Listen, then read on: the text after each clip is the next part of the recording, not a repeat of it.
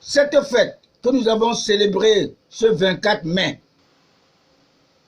un dimanche, qui est la fête du Ramadan, nous indique que Ismaël et Isaac sont ensemble pour vaincre le coronavirus, qui n'est qu'une pandémie orchestrée par les francs-maçons homosexuels de l'Occident pour fragiliser notre économie. Le Père de la Nation nous demande de ne pas paniquer. N'ayez pas peur, il est là. Et Jésus est là. Il avait respecté sa parole. Je revenais juger les vivants et les morts. Il est là avec tous nos nationalistes. Les Oumyobé, tous ces gens, Sylvano Olympio, les Kwame Nkrumah, sont tous là, attachés derrière Paul Biya, avec même le prophète Mahomet. Tous sont là. Pas pour rien que Paul Biya, n'est-ce pas, subventionnait les musulmans qui allaient à la Terre Sainte, à Médine. L'Afrique est la première civilisation, comme avait dit mon homologue Capricorne Cheikh Anta Diop, qui se trouve au paradis. Et son adversaire politique, le président Senghor, se recroqueville avec Charles de Gaulle, l'assassin de l'Afrique, avec Jacques Foccart en enfer. L'Afrique n'a pas participé de près ou de loin au décès de notre sauveur, Jésus-Christ. Ce sont ses propres frères juifs qui l'ont crucifié en l'accusant qu'il est un charlatan, et certains disaient qu'il est le fils de Joseph le charpentier. Il soigna même ses 10 lépreux.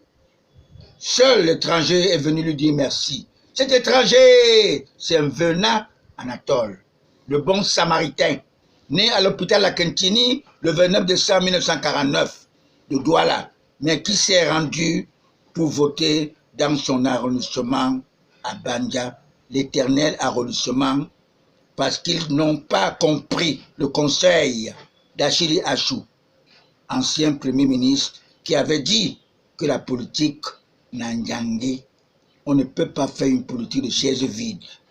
Dieu le Père est venu avec coronavirus, qui est spirituellement l'opération épervier spirituelle par les fils ingrats de Paul Biya qui cherchent sa peau comme ils avaient fait à Jésus-Christ. Même le fils d'émigré, Nicolas Sarkozy, avec l'immigration choisie pour les médiocres homosexuels, parce qu'il voulait placer Mara Fayaya en 2010, ex-secrétaire général de la présidence de la République homosexuelle.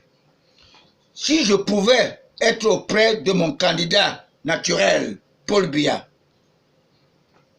depuis que notre association a été légalisée le 26 mai 2014, je lui dirais de ne pas privatiser les sociétés d'État, mais de privatiser plutôt notre grand parti, le RDPC. J'avais déclaré ceci: si le conseiller le conseiller technique spécial, mon frère, le grand patriarche Onarené Dibabedu, ne s'était pas précipité au paradis avec son victime Jean Fauchevet, notre société SNEC, la défunte SNEC, ne sera pas privatisée. Si oui, au compte des nationaux eux-mêmes, comme avait voulu le grand patriarche Clément Oboufégué. A dit la vérité, la cause de la malgouvernance provient de la mauvaise gestion de ceux qui dirigent notre pays. En l'occurrence, les bandits politiciens du renouveau camerounais. Tous ces intellectuels, tous sont fourbes, comme avait déclaré le commanditaire du putsch le 6 avril, qui choisissent la politique dès qu'ils sont nommés à des petits postes ministériels. Ils se font habiter par leur diable pour leur permettre de fêter leurs milliards. les fonctionnaires qui deviennent plus que les hommes d'affaires.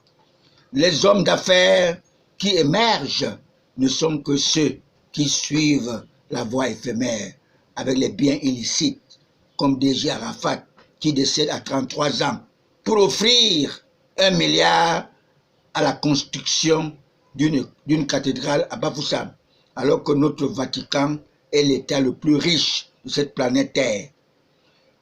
Les patrons de nos chaînes de télévision, certains sont des actionnaires, ils sont majoritairement les francs-maçons qui cherchent à se positionner pour créer une déstabilisation scientifique.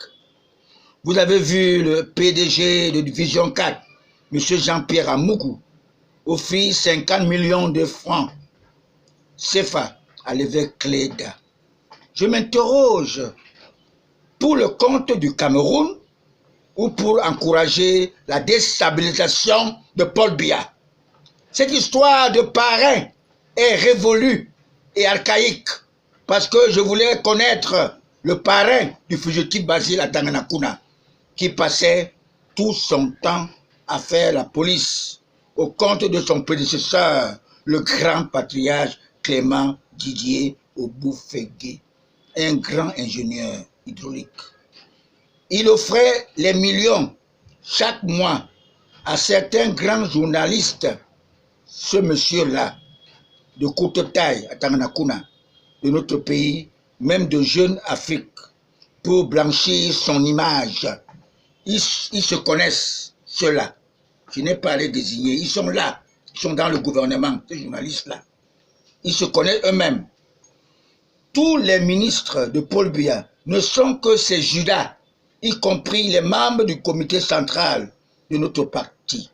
Je profite de cette opportunité qui m'est offerte pour vous dire que nous, les Baméleke, nous sommes les Juifs d'Afrique noire.